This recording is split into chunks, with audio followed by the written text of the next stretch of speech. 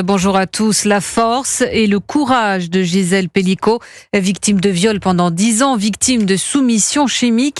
Elle qui, hier, remerciait tous ceux qui la soutiennent, qui lui donnent la force, je cite, de mener ce combat jusqu'au bout.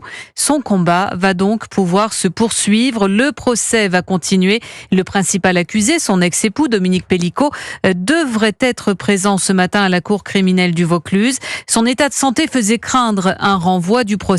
Ce ne sera pas le cas, Stéphane Burgat. Coup de théâtre alors que l'avocate de Dominique Pelicot décrivait un tableau clinique de son client laissant penser à un possible report du procès, à savoir une infection rénale touchant aussi la prostate et un caillot dans la vessie. Le rapport des deux experts médicaux prévoit donc une reprise des audiences dès ce matin, oui, mais sous condition, avec des aménagements horaires notamment. Son avocate, maître Zavaro, est optimiste pour la suite. Monsieur Pelicot sera bien là pour répondre aux questions. Il n'y avait aucune dérobade de sa part. Après, vous savez, je n'en sais rien, mais au moment où on se parle, il n'y a pas de raison qu'il y ait une rechute particulière dès lors que le problème est pris de façon correcte et qu'on sait exactement de quoi il en retourne. Il n'y a pas de raison qu'il y ait une rechute particulière. Les avocats de Gisèle Pelicot sont eux plus mesurés. L'un d'eux attend de voir dans quel état Dominique Pelicot leur sera présenté ce matin à l'audience et s'il accepte d'être extrait du centre de détention. La prudence reste de mise en attendant donc ce matin 9h et la reprise des débats pour savoir si le spectre d'un possible report de ce procès s'éloigne enfin.